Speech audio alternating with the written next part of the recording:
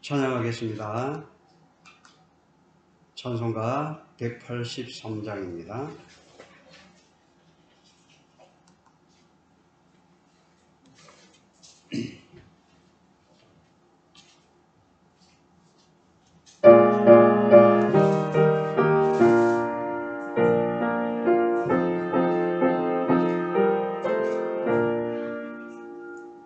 빈들의 마른 풀같이 시들은 나의 영혼, 주님이 약속한 성령 간절히 기다리네. 가람의 마른 땅에 담배를 내리시네. 성령의 담비를 부어 새 생각 주옵소서. 반가운 빗소리 들려 산천이 춤을 추네. 봄비로 내리는 성령 내게도 주옵소서. 가람의 마른 땅에 담비를 내리시네. 성령의 담비를 부어 새 생각 주옵소서. 절 따라 우러를 내려 조목이 우선하네. 갈급한 내 심령 위에 성령을 부으소서. 가물함의 마른 땅에 담배를 내리시네. 성령의 담배를 부어 새 생각 주옵소서. 참되신 사랑의 언어 먹일 수 있어라. 오늘의 흡족한 은혜 주실 줄 믿습니다. 가람의 마른 땅에 담비를 내리시네. 성령의 담비를 부어 새 생각 주옵소서.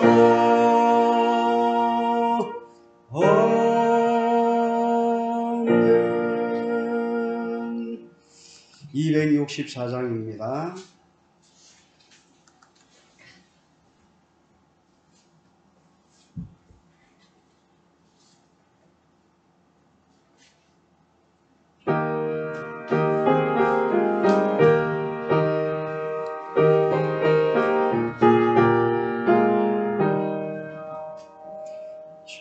정결하게 하는 셈이 나의 앞에 있도다. 성령께서 원고하심 죄 씻으라 하시네. 찬양하리 찬양하리 적임당한 어린 양 주께 영광 올리오라. 우리 죄를 씻어주셨네. 나의 가는 길이 좁고 내 뜻대로 안 돼도 모든 욕심 다 버리고 주만 따라가겠네. 찬양하리 찬양하리 적임당한 어린 양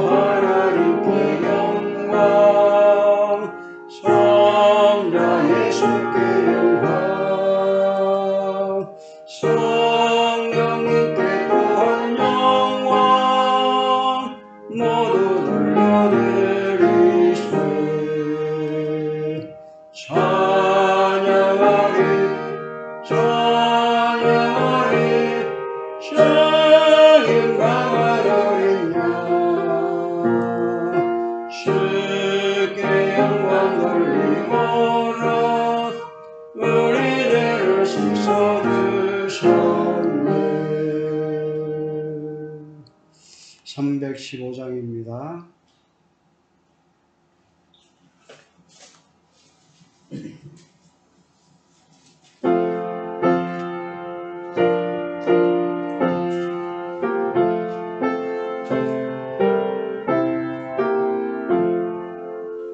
내 주 되신 예를 참 사랑하고 또 그에게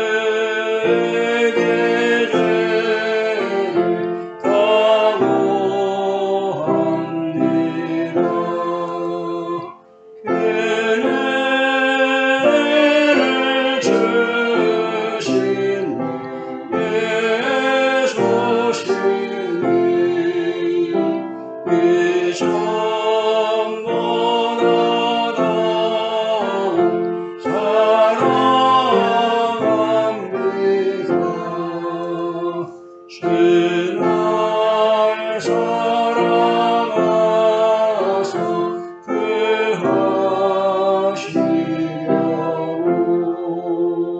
저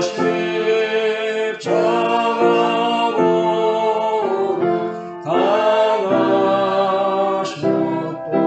강하셨도다. 그것이 원수신 주의 우리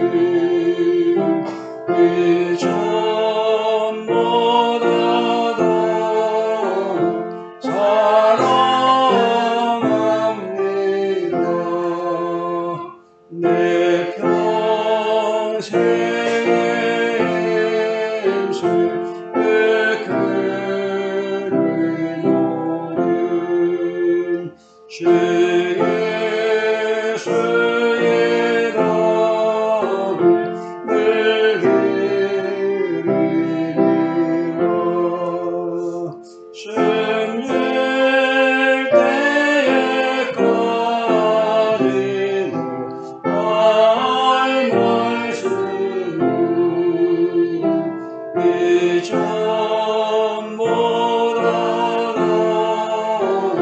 사랑합니다. 그 영광의 나라 나 들어가서 그 풍성하늘을 늘 감사하리.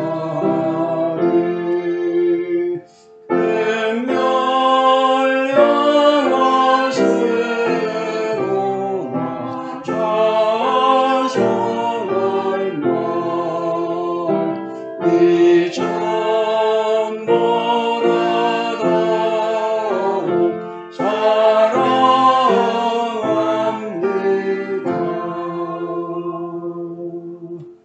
337장입니다.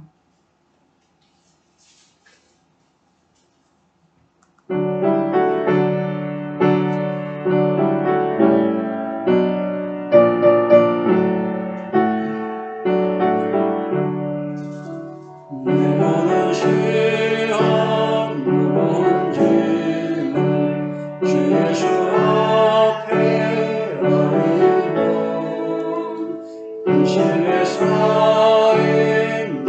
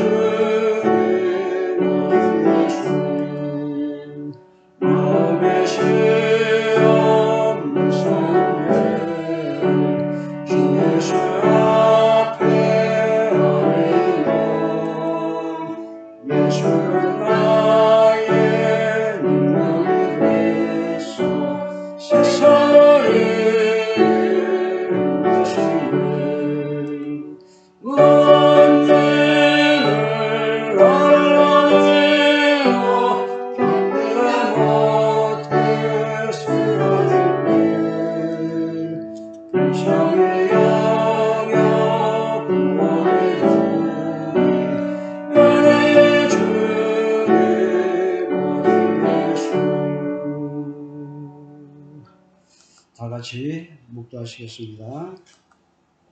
빛의 열매는 모든 착함과 의로움과 진실함에 있느니라.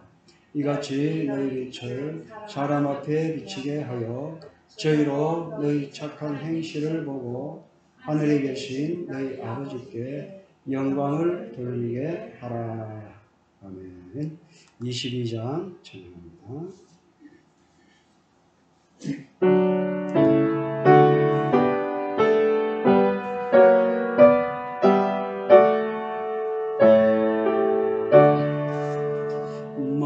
만유의 주 앞에 감사를 드리고 방향례하면서 찬송을 나르세.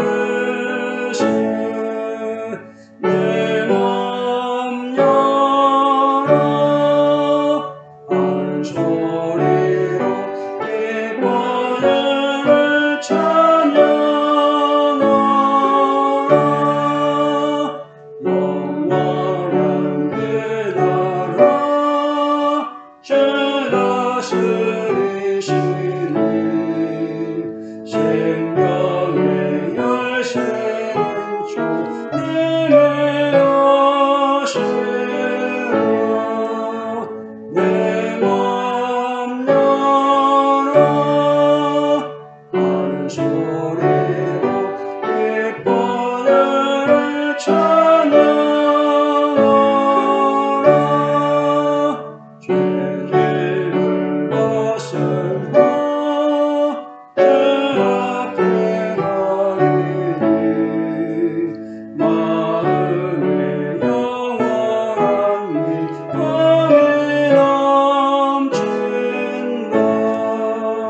내 맘 열어 한 소리로 기뻐를 찬양하라. 찬송한 너희가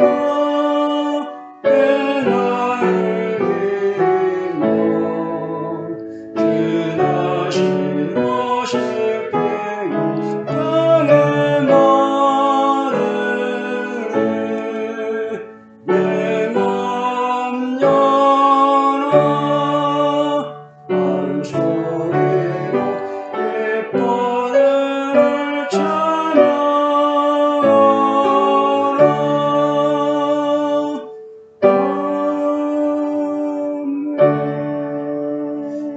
아멘. 사도신경으로 신앙을 고백합니다.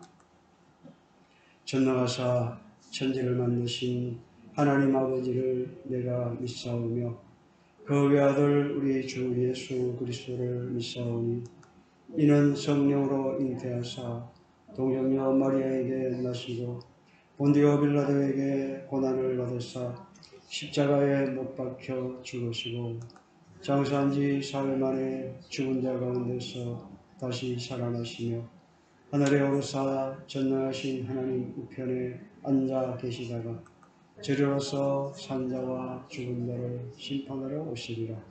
성령을 믿사오며 거룩한 공회와 성도가 서로 교통하는 것과 죄를 사하여 주시는 것과 공의 다시 사는 것과 영원히 사는 것을 믿사옵나이다. 아멘. 179장 찬양합니다.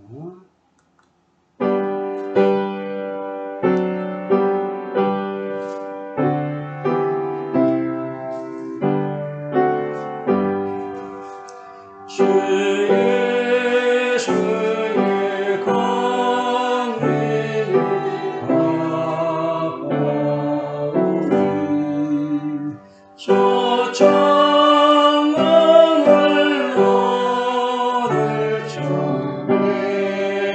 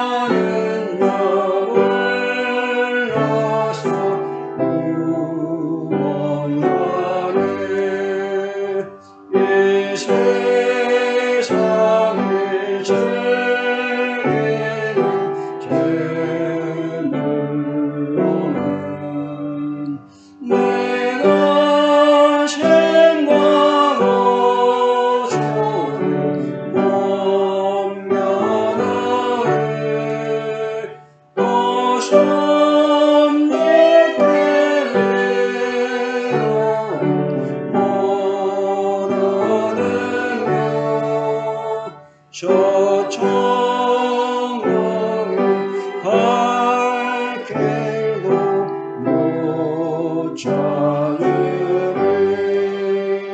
내 아버지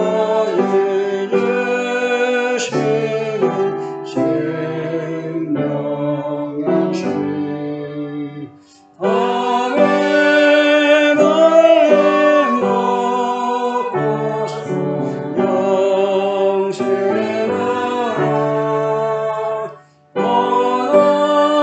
원하심을 모르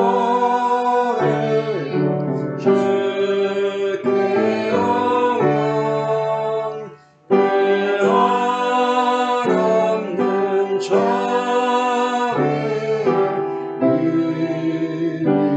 없는 십계명 교독합니다. 하나님이 이 모든 말씀으로 말씀하여 이르시되 나는 너를 애굽 땅 종되었던 집에서 인도하여 낸 내 하나님 여호와니라. 제 나는 나 외에는 다른 신들을 내게 주지 마라.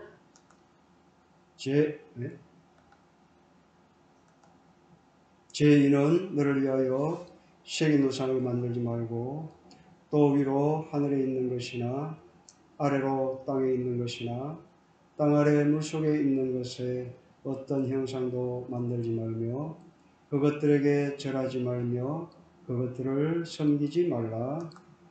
나의 하나님 여호와는 질투하는 하나님이지 나를 미워하는 자의 죄를 갚되 아버지로부터 아들에게로 3, 4대까지 이르게 하거니와 나를 사랑하고 내 계명을 지키는 자에게는 천대까지 은혜를 베푸리라.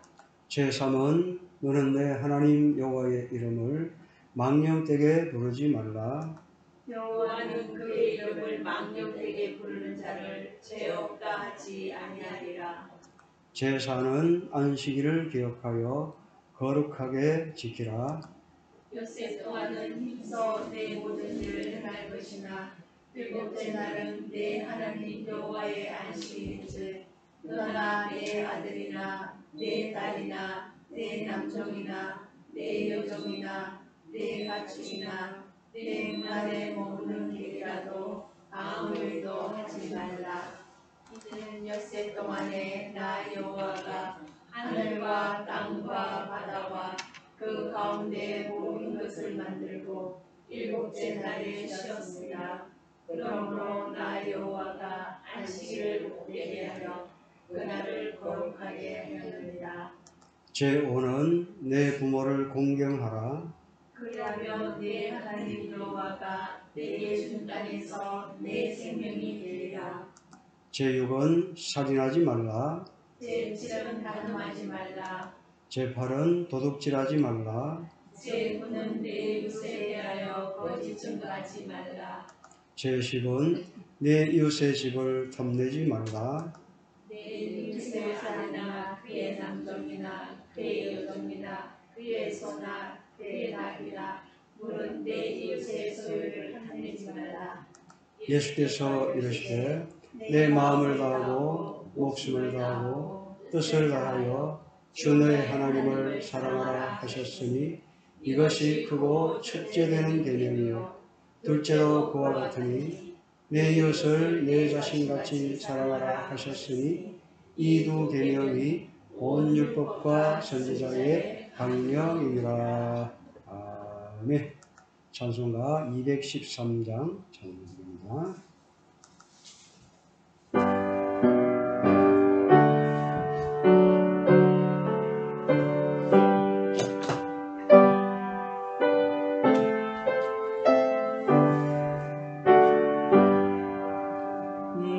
나의 생명 되네 주여라 주셔서 세상 사랑 활동한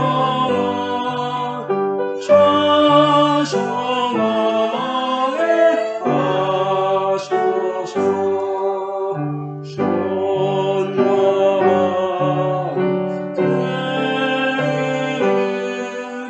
주여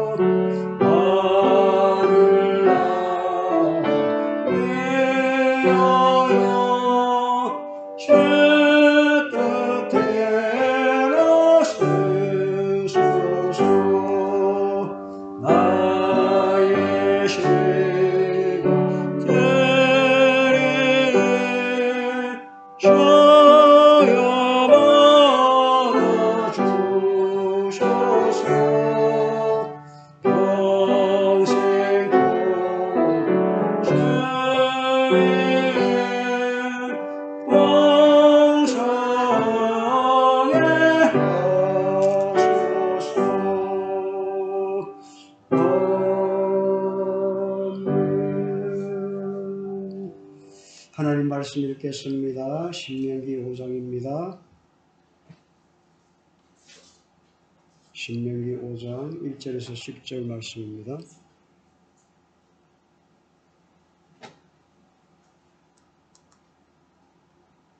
읽고서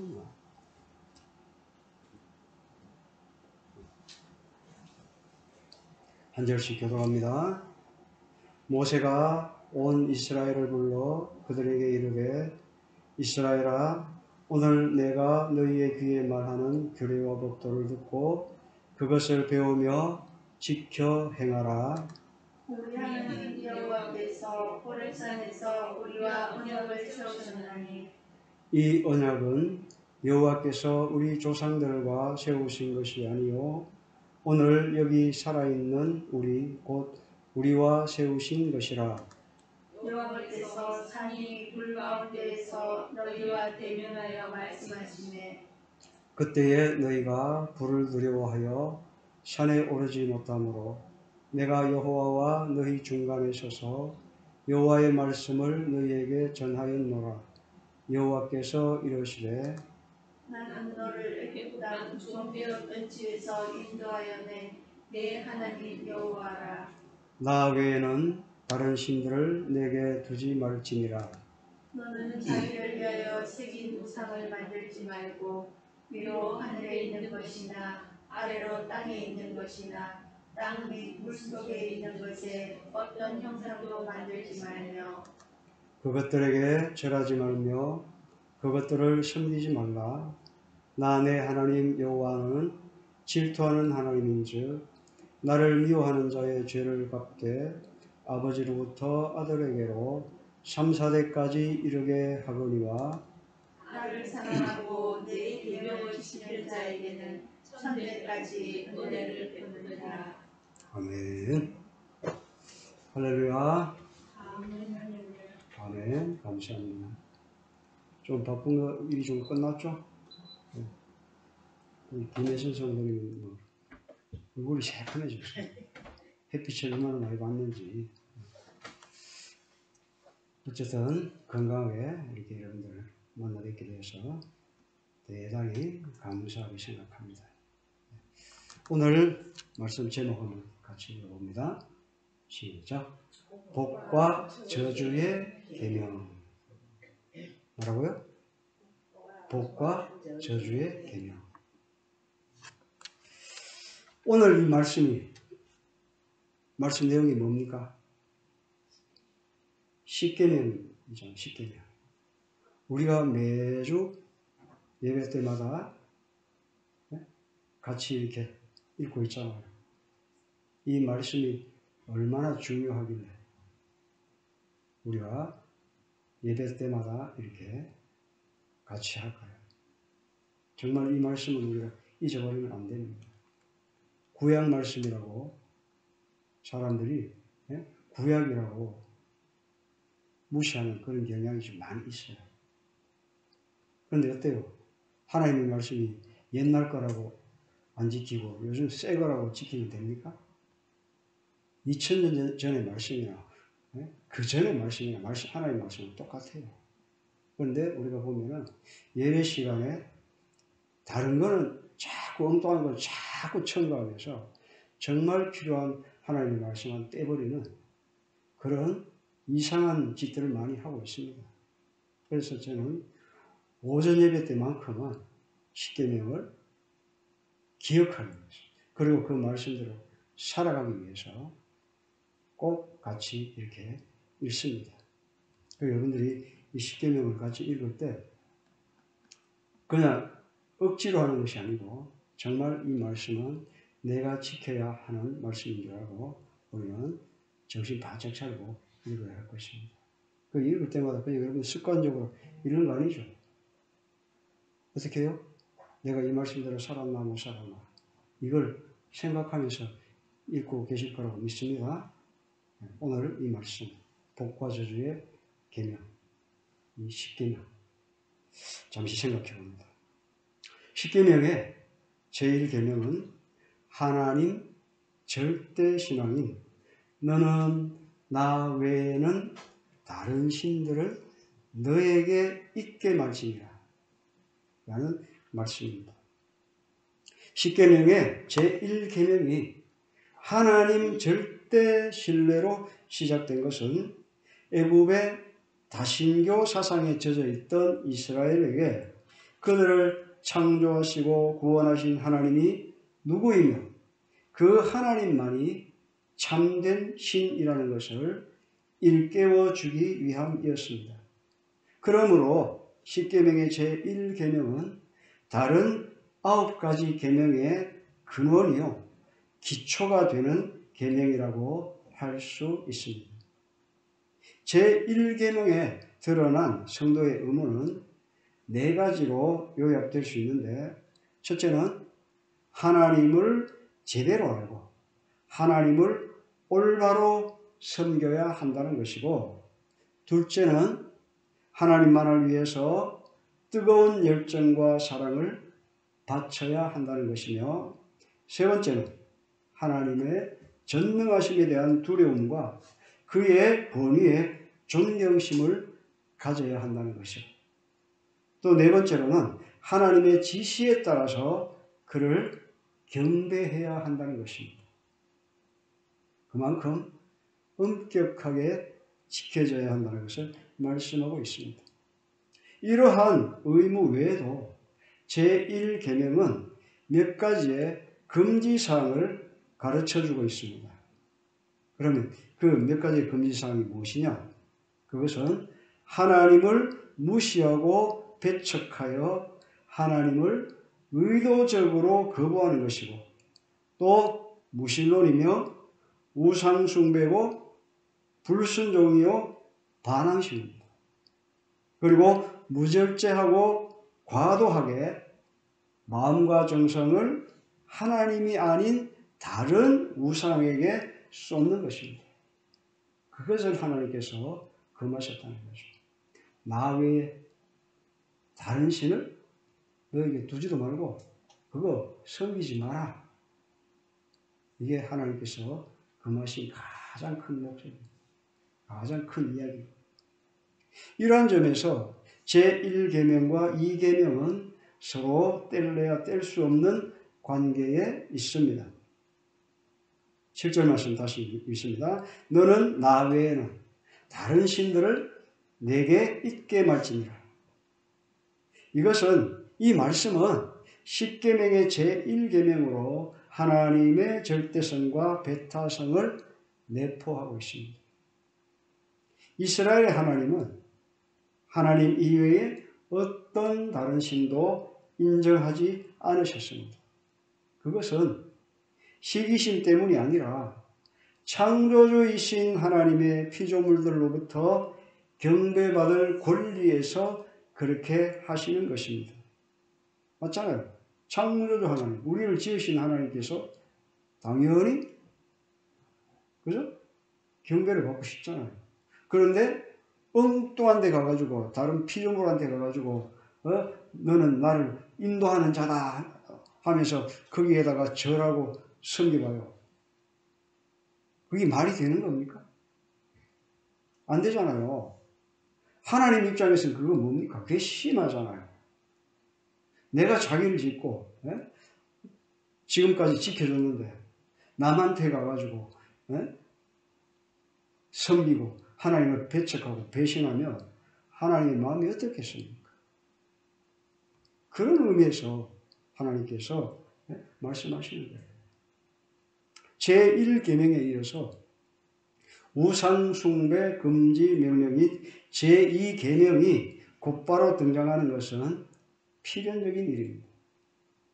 왜냐하면 여호와 유일신앙은 자연히 우상숭배 금지로 연결이 되기 때문입니다. 모든 형상이나 조각들이 다 우상은 아닙니다. 여러분들 모양, 모든 모양들, 조각품들, 이게 다 우상일까요? 여러분들 집에 애들 위해 가지고 인형들도 있고, 그죠? 장난감들도 있고, 전부 다 눈에 보이는 형상들이잖아요. 모양들이잖아요. 그게 다 우상입니까? 우상이 아니에요.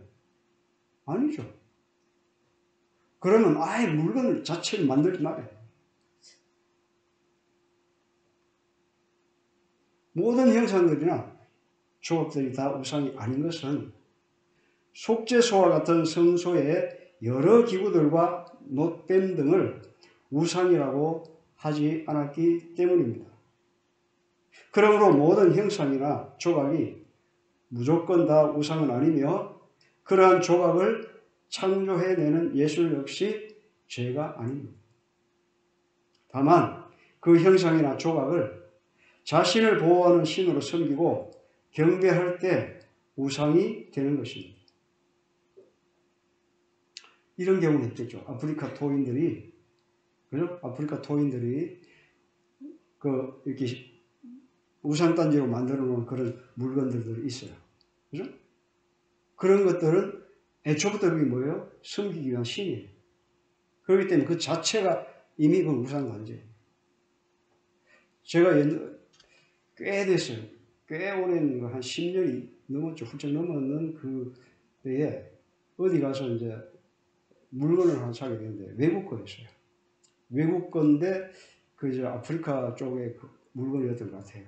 누가 가져와서 그걸 전시해놓고 팔았는데 저는 그때 당시에 그 생각도 안 하고 그걸 샀었어요. 좀 특이하게 생겼으니까. 그런데 사와가지고 계속 지켜보다가 이건 좀 아닌 것 같다 하고 버려버렸습니다. 왜냐하면 그게 뭔가 모르는 주술적인 요소가 거기에 있는 것 같았어요. 그러니까 제가 그래서 그 이후로부터는 그런 의미가 있는 듯한 그런 물건들을 절대로 안 삽니다. 버려요. 이미 그것은 거기에 뭐가 있을까요? 네? 주술적인 요소, 우상적인 요소가 그 뜻이 담겨 있기 때문에 그런 자체가 문제가 있는 거예요. 그런 경우에는 뭐 찝찝한 건 안 사는 게 차라리 낫죠. 그래? 안 사는 게 낫습니다. 근데 이제 어디 놀러 갔다가 예를 들어서 뭐 호주에 갔는데 코알라 인형을 만들어 가지고 이렇게 팔아요. 그러면 그게 우상일까 아닐까요? 그냥 기념품일 뿐입니다. 그죠? 우리가 잘못하면 어떤 형상을 만들지 말고 뭐 합니까?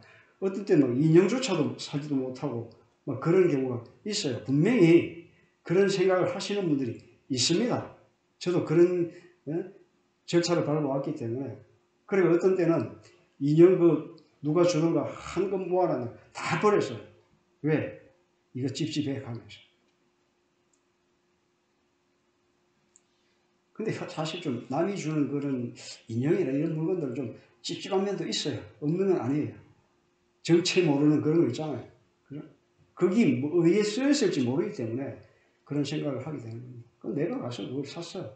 기념품을 샀고 그거 자체가 우상은 아니라는 거죠.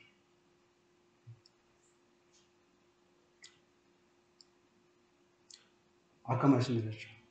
그 형상이나 조각을 자신을 보호하는 신으로 섬기고 경배할 때 우상이 되는 것이다. 물론 처음부터 경배하고 섬기기 위해서 만들어진 금송아지 같은 것들은 절하든 절하지 않든 간에 모두 다 우상이고 우상 숭배의 죄를 범하는 것입니다. 맞죠? 이스라엘 백성들이 모세가 시내산에 올라가서 안 내려오니까 뭐 했어요? 자기들을 인도해 줄 신을 만들어요. 그래가 뭐 했어요? 그죠? 금붙이들 전부 모아가지고 그걸 녹여서 뭘 만들어? 자기들을 인도할 우상을 금송아지를 만들어요. 이건 100% 우상입니다. 거기에 뭐가 담겨 있어요? 금송아지 하나, 그건 아무것도 아니에요. 그런데 거기에 우상이라는 요소가 담겨 있다는 거예요. 시작부터가 우상으로 만들었다는 것입니다. 이거는 거기다가 절을 하든 안 하든 간에 뭐예요? 그 우상이에요. 눈에 보이든 눈에 보이지 않든 그렇게 그런 마음을 가지고 했는 것들은 전부 우상이 됩니다.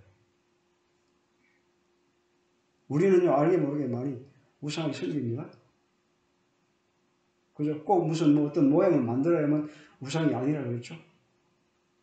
내 마음속에서 꼭 숨겨놓고 하나님을 대신하고 있는 것들이 있다는 거죠. 그죠? 하나님보다 더 먼저 생각하는 것이 있다는 거죠. 그게 우상입니다. 그 잘 생각하시면 좋겠습니다.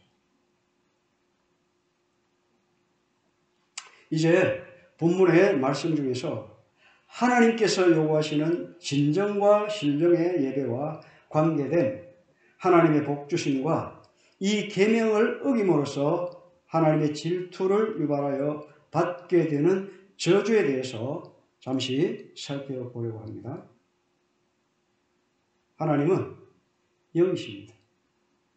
그러므로 하나님께 예배 드리는 자는 신령과 진정으로 예배를 드려야 됩니다. 참되신 하나님은 눈으로 볼 수 없는 영적인 존재이기 때문에 그 어떠한 형상, 즉 하늘에 있는 것이나 땅에 있는 것이나 또는 땅 아래 물속에 있는 것의 그 무엇들을 형상으로 만들어서 섬긴다면 이것이 곧 우상을 숭배하는 것입니다. 하나님을 그 어떠한 형상으로든지 조각하여 만들지 말라고 경계하신 것은 이스라엘이 430년 동안 애굽에서 보고 배운 것이 이방 신상에 대한 우상 숭배이기 때문에 이런 일로 말미암아 이스라엘 자손들이 오염되지 않도록 경계하시기 위함입니다. 하나님은 영이시기 때문에 어떠한 우상과 같이 절하여 섬길 수 없다는 것은 지극히 당연한 것입니다. 그러나 400년 이상의 애굽 생활은 이스라엘 자손에게 보이는 형상의 하나님을 찾기에 충분한 기간이었습니다. 그러기에 하나님은 우상을 만들지 말고 절하지 말고 섬기지 말라고 분명하게 가르치신 것입니다.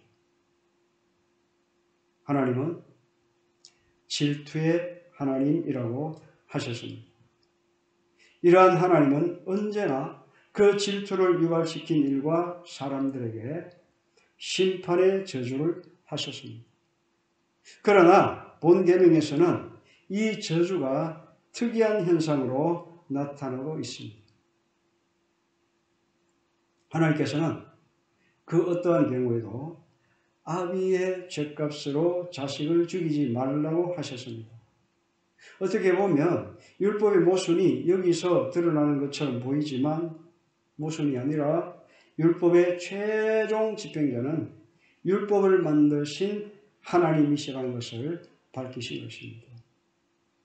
대체적으로 후손의 죄는 선조들의 죄가 유전되듯이 같은 죄가 되풀이되는 것을 금하시기 위한 것이고 사람을 불행하게 하는 근원이 조상들의 죄로 말미암이라는 것이라는 사실을 가르치신 것입니다. 네? 괜히 아무 잘못이 없는 자손들이 조상이 지은 죄 때문에 고통받는다는 것입니다. 이걸 가지고 뭐라 그래요? 조상죄라고 해요. 조상죄. 네? 조상죄입니다. 이 조상죄는 뭐예요? 내가 하나님한테 죄를 지어서 하나님 말씀대로 3, 4대까지 자녀들이 고통을 받게 돼요. 얼마나 우리가 잘 살아야 되는지 모릅니다. 내가 죄짓고 하나님 앞에 죄짓고 잘 못 살면 나 하나로 끝나는 게 내만 벌 받는 것이 아니고 우리의 자녀손들이 고통을 받습니다. 우리가 알지도 못하는 우리 손주들이 내 때문에 고생을 해요. 고통을 받는. 어때요? 잘 살아야 될까요? 못 살아야 될까요? 네? 대답을 안 하시네. 갑자기 지금 이게 심각하게 지금 내 문제로 다가오고 있어요. 네? 내 자손들이, 내 손주들이 고통받는 건 누구 때문에? 내가 잘못 지으면, 내가 죄를 지으면 내 때문이라는 거예요. 내 때문에. 조심해야 됩니다. 그냥 고개만 끄덕거리지 마시고 정말 이거는 우리가 깊이 생각해야 되는 그런 문제입니다. 우리가 그걸 볼 수는 없어요. 그죠? 나는 죽고 없고 우리 이제 내 자녀들, 손주들, 또 거기에 또 손주들 이렇게 있잖아. 내가 어떻게 하겠습니까? 죽고 없는데. 그렇지만 내 때문에 내가 안 봐도 내 때문에 고통당하고 생각하면 정말 양심이 있는 사람이라면 정신 바짝 차려야 되는 거죠. 하나님의 질투를 유발시킨 자들에게 대한 저주는 3, 4대에 불과합니다. 그러나 하나님의 뜻을 따른 자들에게 대한 복은 1000대까지 이르는 것을 볼 때에 우리는 하나님의 질투하심의 저주 속에서도 한없는 하나님의 자비와 사랑을 발견할 수가 있습니다. 하나님께서는 계명을 충실히 지키는 사람들에게 자손 1000대에 이르기까지 복을 주시겠다고 약속하셨습니다. 그러므로 우리는 계명을 충실히 지켜야 이러한 복을 받을 수 있다는 것을 알아야 합니다. 자, 그럼 어떻게 해요? 우리 이제 답이 나왔어요. 어떻게? 내가 복을 받으려면 뭐 해야 돼요? 하나님의 계명을 충실하게 지켜야 합니다. 그리고 내가 하나님의 계명을 충실하게 지키면 누가 복을 받아요? 내 자녀 손 저 밑에까지 계속 내려가고 하나님께서 복을 주십니다. 여러분들 복이라고 하니까 우리 물질적인 건강 이런 것들은 생각하지 마십시다. 중요한 건 하나님을 잘 섬기는 복입니다. 내가 하나님을 잘 섬겨야, 그죠? 하나님 계신 천국에 갈 것이고, 또 내가 잘 섬기는 걸 보고, 또 우리 자녀들이 또 하나님을 잘 섬기고, 또 그걸 본 또 손주들이 또 하나님을 잘 섬기고, 또 그 손주가 또 아버지가 되고, 엄마가 되고, 계속 그런 신앙의 대를 계속 이어나갈 수가 있게 되는 것입니다. 그것까지 돈이 뭐 그렇게 중요합니까? 그죠? 천국이 좋습니까? 천국이 중요합니까? 돈이 중요합니까? 여러분들, 항상 우리는 복을 이야기할 때 물질적인 복, 건강, 이런, 그죠? 잘 되고 이러는 것만 복으로 생각하지 마십시오. 우리가 복을 받음에 있어서도 물질적으로 고통받을 때도 많습니다. 그래요, 안 그래요? 우리는 이미 천국의 백성이잖아요. 그렇지만 우리는 어때요? 물질적으로 고통당할 때가 있잖아요. 네? 건강이 안 좋아서 힘들 때도 있고 괴로울 때도 있고 그렇잖아요. 그렇다고 그게 저주입니까? 아니에요. 가장 큰 복은 예수님 믿고 하나님 믿고 천국 가는 겁니다. 천국보다 더 좋은 곳이 어디 있습니까? 비록 내 몸은 아프지만, 비록 내게 물질은 그렇게 좀 부족하지만, 내가 하나님 모시고 하나님과 함께 천국의 삶을 살아가는 이 자체가 복입니다. 이거보다 더 좋은 복이 어디 있습니까? 물론 남이 볼 때에 공색해 보이고 힘들어 보일지도 몰라도, 손가락질 당할지도 몰라도, 야, 예수 믿어가지고 그렇게 네가 뭘 그렇게 드러낼 수 있냐, 뭘 자랑할 것이 있냐, 이렇게 비아냥거림을 당할지라도 우리는 누구를 믿어요? 하나님을 믿기에 하나님을 모시고 천국의 삶을 살아가는 것입니다.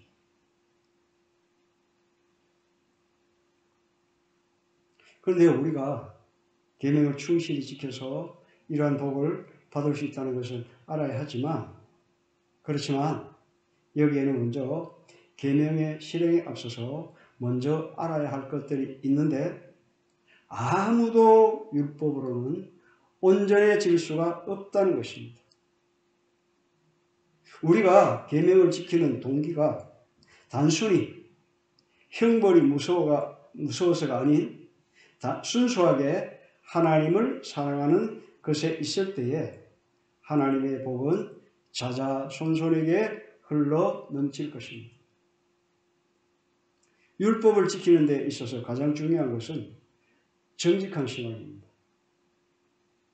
어떤 신앙이라고요? 정직한 신앙입니다. 우리의 정직한 신앙은 비록 우리에게 실수가 있고 미흡함이 있다 할지라도 우리에게 하나님의 은총을 받을 수 있는 길을 열어주는 열쇠의 역할을 합니다. 하나님께서는 이런 사람에게 복을 주시고 방패와 같이 은혜로 호위하신다고 하셨습니다. 하나님께서는 우리가 하나님을 사랑하며 정직한 신앙으로 하나님의 말씀을 지켜나갈 때 비록 우리의 허물이 발견된다 할지라도 그 허물을 지워서 없애주시고 자손 천대에 이르도록 복을 부어주실 것입니다. 여러분들 어떻게 살아야 될까요? 어떻게 살아야 돼요? 정직하게 하나님을 섬겨야 됩니다. 두 가지 이상을 섬기면 안 됩니다. 그죠? 이득 가지고 교회에 나오셔도 안 됩니다. 어떤 이득을 보려고 교회에 나오는 사람들이 많잖아요.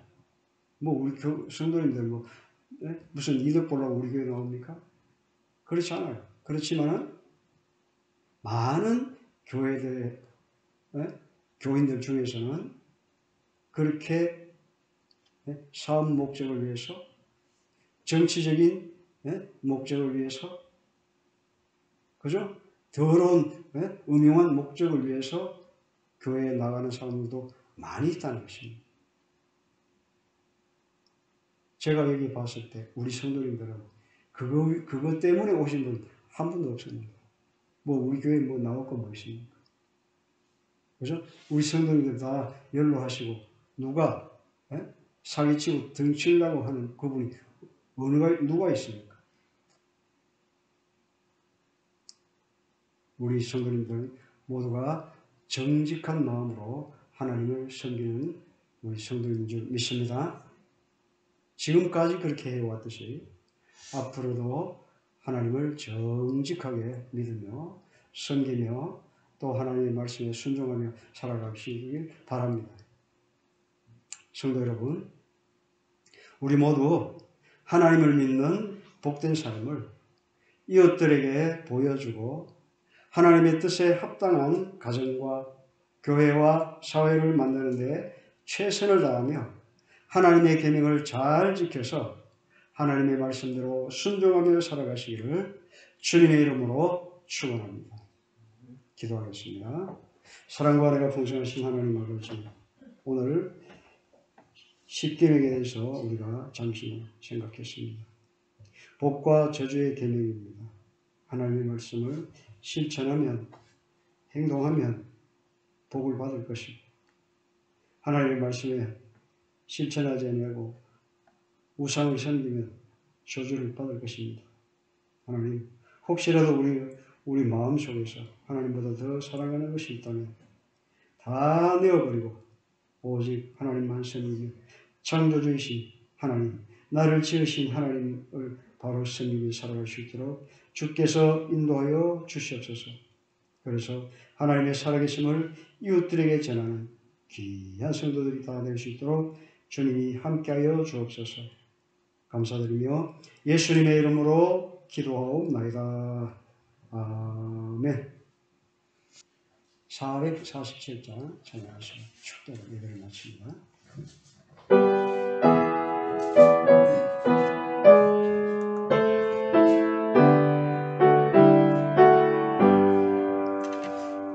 세상은 넓고 주 섬겨 설레네 내 증거의 신유를 함께 하소서 주는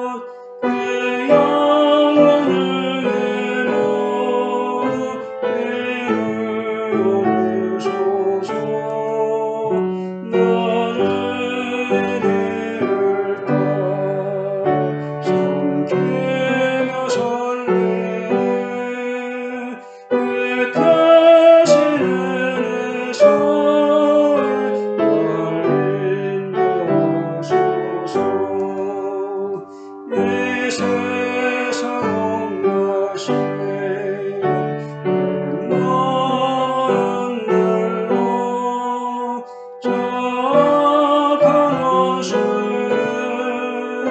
깜빡이 있으라 주나를 돌보시사 방패되시고 내 옆에 계신 것을 늘 알게 하소서 저 영원 빛난 곳에 주 살아계시네 쾌활하신 것을 늘 사모합니다 끝까지 쉬지 않고 주 따라가리네 주 나의 사랑으로 늘 인도하소서 아멘.